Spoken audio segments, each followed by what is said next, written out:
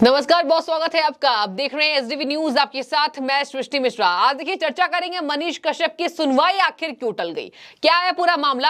और देखिए आपको मैं ताजा अपडेट दे दूं दर्शकों, आज मनीष कश्यप के मामले पर सुनवाई होनी थी लेकिन जजों की बेंच नहीं बैठी। अब अगली तारीख वकीलों को दे दी गई है। पूरे विस्तार से इसको समझ लेते हैं क्योंकि देखिए जनता आस लगाए आज बैठी थी और खास तौर पर बिहार की जनता। यहाँ पर मदुरई कोर्ट से भी उनको बड़ा झटका लगा है और इसी संबंध में चलिए विस्तार से आपको मैं जानकारी दे दूं। यहां जानकारी देने के लिए मौजूद है हमारे साथ हमारे वरिष्ठ पत्रकार अजय जी। अजय जी, बहुत स्वागत सबसे पहले। और आज खास तौर पर बिहार की जनता को बहुत उम्मीदें थी, क्या पूरा मामला हुआ, क्या कहेंगे? देखिए सृष्टि जी, आपने सही कहा, बिहार की जनता नहीं, पूरे हिंदुस्तान की जनता को था जी। और पूरे दुनिया की जनता को था। बिल्कुल आपको बता रहे हैं कि बिहार के लोग मॉरिशस में भी रहते हैं और ये हिंदुस्तान पूरी दुनिया का दिल है। बिल्कुल अमेरिका में लोग रहते हैं, फिजी में रहते हैं, सूरीनाम में रहते हैं और बहुतायत में रहते हैं। कई कंट्रियां ऐसी हैं जहां पे बिहार के लोगों का सिर्फ भोजपुरी समाज के ही लोग ज़्यादा हैं। बिल्कुल जैसे सूरीनाम, फिजी, मॉरिशस, तमाम कंट्रियाँ ऐसी, वेस्ट इंडीज़। तो आपको बता रहे हैं कि देश के लिए दूसरी बात, एक इंटरनेशनल लेवल पे एक ऐसा पत्रकार था जो गरीबों, उनकी मानवाधिकार की बातों को उठाता था। ताजुब ये है कि बड़े बड़े कैपिटलिस्ट दुनिया भर के हैं, बड़े बड़े पत्रकार, उनको ये चीज़ नज़र में नहीं आई, ह्यूमन राइट्स को नहीं आई, तमाम उनको संस्थाओं को, कि एक मनीष कैसे सबके लिए संघर्ष कर रहा था, अपने लिए नहीं, और आज वो जेल में है। एक सैनिक का बेटा जो है वो जेल में है और जो आतंकवादी हैं वो बाहर है। आज सुप्रीम कोर्ट में सुनवाई थी जी और जमानत की याचिका लगी थी। उधर मदुरई कोर्ट में भी एक याचिका लगी थी। आज दोपहर के बाद में बेंच उपलब्ध नहीं हो पाई जी। हकीकत ये सुनवाई नहीं हो सकी और लंच के बाद जो थे वो बेंच चूँकि उपलब्ध नहीं हुई तो जमानत याचिका के लिए अब देखिए न्यू लिस्टिंग होगी, उसके बाद डेट मिलेगी। तारीखों का कुछ ऐलान हुआ है जय जी?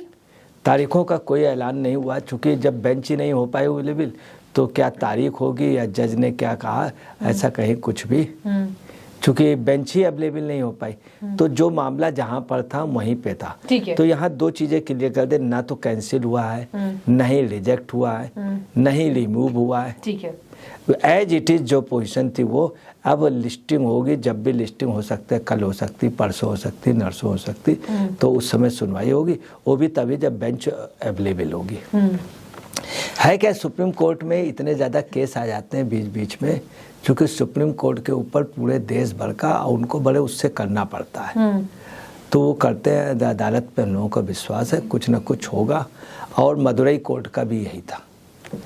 अब आप आइए कि इनका जो मामला है ये बड़ा पेचीदा होता जा रहा है। तो है क्या, लगता है ये दौड़ तबाही है, शीशे की अदालत है, पत्थर की गवाही है। तो ये दौड़ जो है तबाही का है और अदालत शीशे की ट्रांसपेरेंट, उसमें में कोई दौड़ नहीं, और पत्थर की गवाही, गवाही जो है इसमें पत्थर की है। गवाह जो सरकार ने किए हैं वो बिल्कुल पत्थर के तरीके हैं और वो आप समझ लीजिए एक एक जैसे, उनमें जान नहीं है, बेजान के हैं, मगर पत्थर इतने मजबूत हैं कि अडिग रहेंगे। ठीक है, और उसमें इनको फंसना है। उसके ऊपर जो धाराएं लगाई गई हैं वो इतनी खतरनाक धाराएं लगाई गई हैं। आईपीसी की 153 और एक ही धारा नहीं है, काफी धाराएं लगाई गई आईपीसी की। इतनी धाराएं लगाई गई कि हम आपको वो धाराएं कभी एक साथ किसी पे लगती नहीं, बहुत बड़े बड़े आतंकवादियों पे नहीं लगी। 153 A B, 505 A B, 505 B और 468, 471, 120 भी सूचना प्रौद्योगिकी अधिनियम की धाराएं, मतलब इतनी धाराएं हैं कि उनको बता पाना भी बड़ा मुश्किल है। ठीक है, उनके ऊपर हत्या के मुकदमे लग गए, 7 क्रिमिनल एक्ट लग गए, 7 एक नहीं 5 चार्जशीट लग गई। अब आप समझ लीजिए कि धोखाधड़ी के, जबकि ऐसा कहीं कुछ नहीं, एक अच्छे पत्रकार को इतनी बुरी तरीके से डैमेज किया गया कि पूछे नहीं। यहाँ जो सुप्रीम कोर्ट में वहाँ फाइलिंग, मेंटेन, नोटिस, अभी सब इशू होना है, इसमें निश्चित तौर पर न्याय मिलेगा, इसीलिए दाखिल की गई। क्योंकि अभी लिस्टिंग नहीं हो पाई, लिस्टिंग के बाद में उम्मीदें हैं। अब आपको बताना है कि एनएसए जो लगा है ये बेहद गलत लगा है। एनएसए लग ही नहीं सकता था, क्योंकि बाकायदा कहा जा रहा है कि अमृतपाल जैसे खतरनाक खालिस्तानी समर्थकों पर लगना चाहिए, और यहाँ पर मनीष कश्यप के पेच जो फंसे हैं एनएसए के भीतर, इसको जनता अजय जी गलत क्यों ले रही है, ये बताइए। देखिए, अमृतपाल पे एनएसए वगैरह बहुत पहले सब उसको अरेस्ट कर लेने थे, मगर अमृतपाल के पीछे बहुत बड़ी बैकिंग है। बिल्कुल, और इनके पीछे क्या हो रहा है? देश में तमाम राजनीतिक दलों की बैकिंग है। हाँ। अमृतपाल को काफी लोग सहयोग कर रहे हैं, काफी राज्य की लोग कर रहे हैं, इवन कुछ जगह के महकमे के लोग भी कर रहे हैं। हकीकत उसको बिल्कुल पकड़ लिया गया था, मगर महकमे के लोग और सरकार ने उसको हटवा दिया। हकीकत पंजाब गवर्नमेंट का है, उसमें ढुलमुल रवैया है, और वो जहाँ जहाँ भी जा रहा है उसमें ढुलमुल रवैया की वजह से उसके पीछे बैकिंग है। दूसरी बात, यहाँ सत्ता पक्ष और विपक्ष की आपस की एक कुश्ती है। उस कुश्ती में ये लोग बैलेंस का काम अमृतपाल कर रहा है। अमृतपाल को लोग आगे कर रहे हैं ताकि समस्या इसको भिंडा वाला घोषित कर दें, इसको वो शहीद बनाने के चक्कर में। ना अमृतपाल शहीद होना चाह रहा, ना ही जो मौजूदा हुकूमत है सेंट्रल गवर्नमेंट की उसको शहीद करना चाह रही। अमृतपाल भी शहीद नहीं होना चाह रहा। अमृतपाल का एक इतिहास रहा, अमृतपाल में खुद में अपने आप में बहुत बड़ा इतिहास रहा। उसके कई मामले रहे, उसकी शादी का मामला, उसकी लेडीज़ के कई उसमें वीडियो चल रहे हैं सब वो। और एक सिंपल आदमी था, पहले दुबई में नौकरी करता था, ये अभी छद्मवेश में इसने केसधारी हो गया। लेकिन देखिए, यहाँ पर कहा जा रहा है अमृतपाल से भी ज्यादा खतरनाक इन पर आईपीसी की धाराएं लगी हैं। एनएसए लगाना खतरनाक है, जनता क्यों इसको गलत कह रही है? अब ये ताजुब देखिए कि इसने तो कोई अपराध नहीं किया था। हाँ। ये बाकायदे सरेंडर हुआ, वहाँ पे एनएसए लगा दिया गया, जबकि एनएसए लग नहीं सकता था, इसमें एफआईआर लगती।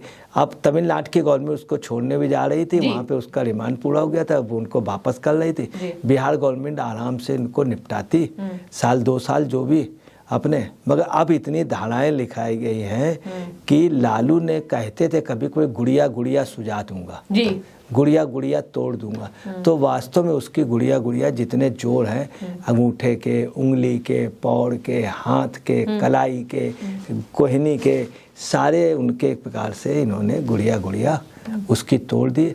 और आपको बता रहे जो स्थिति है, अगर लोग जागे नहीं तो बहुत बुरी स्थिति। वहीं पे आपको एक दुखद बात बता दें, देश के प्रथम राष्ट्रपति राजेंद्र प्रसाद, जिनका बड़ा सम्मान था, वो मानवाधिकार की बात करते थे, कभी उन्होंने जुल्म नहीं दिया, अंग्रेजों का जुल्म नहीं सहा, और नेहरू जी की भी गलत बात उन्होंने कभी बर्दाश्त नहीं की। उन्हीं का बेटा जो है, जो सेंटर में मिनिस्टर हैं प्रसाद साहब, उनकी आपको दुखद बात बता रहे हैं, उनको पता नहीं क्या हो गया है। हालांकि वो हीरो से जीरो की ओर आ चुके हैं। बहुत अच्छे वो थे, मीडिया में उनकी बहुत अच्छे, बहुत हिंदुस्तान के बहुत अच्छे वकील हैं, बहुत अच्छे कार्यकर्ता, भाजपा पार्टी के प्रवक्ता हैं, उनकी भी जुबान इस पे नहीं निकल रही है। बड़ा दुखद होता है। आज भी उन्होंने एक प्रेस कॉन्फ्रेंस की, आपको हम बता रहे हैं कि खमीर जहाँ का होता है, हाँ, वहीं जाता है। अधिकतर कोई आदमी मर जाता है तो वहीं जाता है, अपने गांव में जाता है, वो शमशान अधिकतर वहीं, कब्र वहीं। तो आदमी अगर खमीर कोई भूल जाए तो उससे ज़्यादा बुरी कोई बात नहीं हो सकती। बिहार के जितने लोग बाहर हैं या देश के जितने लोग बाहर हैं, वो सब मनीष के प्रति डेली खबर सुनते हैं, उनके पास सहानुभूति। मगर सवाल है कि बिल्ली के गले में घंटी कौन बांधे, कोई तैयार नहीं। और जबकि बिल्ली के गले में घंटी नहीं है, एक सियार के गले पे, या फिर एक समझ लीजिए एक गधा था जो शेर की खाल में था।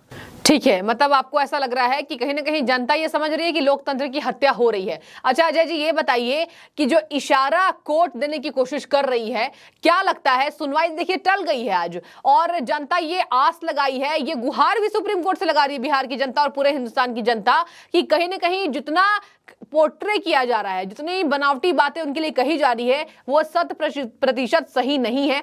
क्या लगता है अजय जी, मनीष कश्यप को कोई राहत मिलेगी, या फिर जनता जो उम्मीद कर रही है उस पर विराम लगाने की जरूरत है? देखिए सरकार, आपको बताना जो पोजीशन है, सबसे ज़्यादा बुरी जो स्थिति है और सबसे ज़्यादा जो गंदा रोल हुआ है वो बिहार सरकार का और तमिलनाडु सरकार का। पूरे देश के वो चिल्लाते हैं कि आधी रात को कोर्ट खिला दी गई और टुकड़े टुकड़े गैंग के लिए। वही टुकड़े टुकड़े का गैंग जो है रात को 9 बजे जा करके मदुरई में अदालत खुलवाता है जी। एप्लीकेशन फाइल करता और सुबह तड़के सुनवाई होती जी। मनीष कश्यप पे वो छोड़ रहे थे, तमिलनाडु वाले वापस कर रहे थे और उसमें NSA लगा दिया गया। तमिलनाडु की गवर्नमेंट कतई नहीं चाहती थी, बिल्कुल नहीं, मगर चूंकि केंद्र के काफ़ी विपक्ष के नेताओं को लालू, कांग्रेस और नीतीश कुमार की पूरी वो और पूरे उसमें उसको बिल्कुल वो कर दिया गया और उसकी ज़िंदगी बिल्कुल बर्बाद कर दी गई है। उसको न्याय की भी नहीं है। मैं आपको एक छोटी सी बात बता रहा हूँ, इस देश में क्या पोजीशन है। एक बार क्या हुआ, एक जंगल में एक भैंस बड़ी तेजी भागते हुए जा रही, पूरे जंगल में हल्ला बज गया, उसके घंटी बजी थी। तो मतलब मैं जो भैंस कह रहा हूँ तो भैंस का मतलब राबड़ी देवी नहीं कह रहा हूँ, और नहीं भैंसे का मतलब है कि आप लालू से मतलब लें, और नहीं पड़ुए का मतलब आप तेज प्रताप से लें, और नहीं आप बैल का मतलब तेजू से लें। ठीक है। तो भैंस भागती जा रही थी, उसके पीछे पता चला भैंसा भी भागने लगा और पड़ुआ भी भागने लगा और बैल भी भागने लगा। तो हुआ क्या, एक चूहिया उधर से जा रही थी। चूहिया देखा है ये क्या बात हो गई, भगदड़ मची हुई। तो चूहिया भी बहुत धीरे चल लेती और भाई भैंस जो भागती हुई, भैंस का वजन ज़्यादा होता है, वो भी बहुत तेज भाग रही थी, उछल उछल के भाग रही थी। चारों पैर तो भागती नहीं, उछल उछल के भागती भैंस। भागने लगी तो चूहा भी उछल उछल करके चूहिया गई पास। बोले दीदी दीदी क्या बात हो गई, अरे बताइए क्या बात हो गई। बोले कुछ नहीं, वो जंगल में लोग आए, हाथी पकड़ने आए। तो बोले हाथी पकड़ने आए तो आप क्यों चिंता कर रही हैं। तो दीदी हाथी पकड़ने आए। बोले हाथी की जगह कहीं हमको ना पकड़ ले। तो बोले क्या, अगर आपको पकड़, आपको थोड़ी पकड़ेंगे, हाथी को पकड़ेंगे। तो बोले हाथी को नहीं, असल में हिंदुस्तान की अदालत की ये पोजीशन है कि यहाँ पे 20 साल लग जाएगा तब ये साबित कर पाएंगे कि हाथी की जगह भैंस पकड़ लिया था। ठीक है। तो वो भागने लगी जब, तो चूहिया भी अपने भाग गई सुनकर। यही पोजीशन आज बिहार की हो गई है। ठीक है, मतलब आपका जो भैंस चूहिया वाला जो प्रकरण है, अब वहाँ पे पोजीशन दूसरी हो गई, वहाँ भगदड़ मची है, सब भाग रहे हैं और सब लालू और राबड़ी के पीछे। ठीक है। नीतीश कुमार भी। तो वहाँ जो चारा घोटाला तब क्या हो गया, भाईचारा हो गया दोनों में। उधर तेजू जो है वो डांस अपने करने लगे, कहीं कृष्ण जी का, कहीं राधा जी का। अब आपको बताने बिहार में इस समय जंगल राज, पहले तो जंगल राज था लालू के समय, इस समय राज नाम की कोई चीज ही नहीं रह गई। अब अगर देखा जाए तो वहाँ धृतराष्ट्र रह गए, धृतराष्ट्र, और ऐसा लगता है सबसे ज्यादा धृतराष्ट्र वहीं पे हो गए। तो ये बिहार की पोजीशन है, इतनी बुरी। तो आपको बताना है कि अब जो पोजीशन है वो वहाँ पे स्टेट की और उसकी तमिलनाडु गवर्नमेंट की, ये दोनों लोग करप्शन पे आ गए, किसी तरह से उसका जीवन इधर से उधर बिल्कुल खत्म करने पे लगे हुए। मनीष कश्यप के जीवन, मनीष कश्यप को। और आपको बताना है ये सब हुआ क्यों। उसने क्या किया था, सिर्फ एक बात बोली थी, उसने ये कहा था कि जांच कर लीजिए, जांच करा लीजिए तेज प्रताप जी, और उसमें क्या है बिहार में लोगों के साथ बहुत बर्बरता हो रही, कृपया जांच करा लीजिए और अपना चश्मा उतार कर सच का, क्या सच है क्या झूठ है इसका आप वो कर दीजिए। उसने सिर्फ एक शब्द बोला, चश्मा उतार कर। ये चीज नागवार लग गई, किसको लग गई, तेज प्रताप को, तेज प्रताप की अम्मा को, रबड़ी देवी को। रबड़ी देवी ने क्या किया, उनसे कहा नीतीश कुमार से। नीतीश कुमार लालू की तो बात इतने मानते नहीं, उनकी बात पे आ गए। उसको वो चूंकि उनको गिफ्ट देना था जन्मदिन का, उनके यहाँ बच्ची हुई थी, तो उन्होंने इतना उनको गिफ्ट दे दिया कि नीतीश उसकी ज़िंदगी बर्बाद कर दी। वहाँ उनके चश्मा उतारने की बात थी। अगर इसमें सही नहीं किया तो राजनीतिक लवादा, जो राजनीति की सियासत का एक कुर्ता पैजामा पहने हैं, तो चश्मे की जगह राजनीतिक जो पैजामा पहने वो पतलून उतर जाएगा, याद रखिएगा। ठीक है, इन लोगों का। ठीक है। तो चश्मा तो नहीं उतरा, मगर पतलून निश्चित, राजनीतिक लवादा जो राजनीतिक कपड़े पहने हैं इनका पतलून उतर जाएगा। ठीक है, ठीक है। देखिए कहीं ना कहीं यहाँ पर जो सुनवाई टली है उस पर जो जनता उम्मीद लगाई हुई थी उसी को लेकर हमने विशेष चर्चा किया। अजय जी बहुत शुक्रिया आपका। अब देखिए कल क्या होगा वो तो कल फैसला आएगा, लेकिन अब जनता को अभी इंतजार करना होगा। मनीष कश्यप के मामले को लेकर कहा जा रहा है कि कहीं ना कहीं प्रक्रिया लंबी हो रही है। देखिए उम्मीद पर दुनिया कायम है। कल क्या होता है आपके साथ हम अपडेट के साथ जुड़ेंगे। बहुत शुक्रिया आपका एसडीवी न्यूज से जुड़ने के लिए।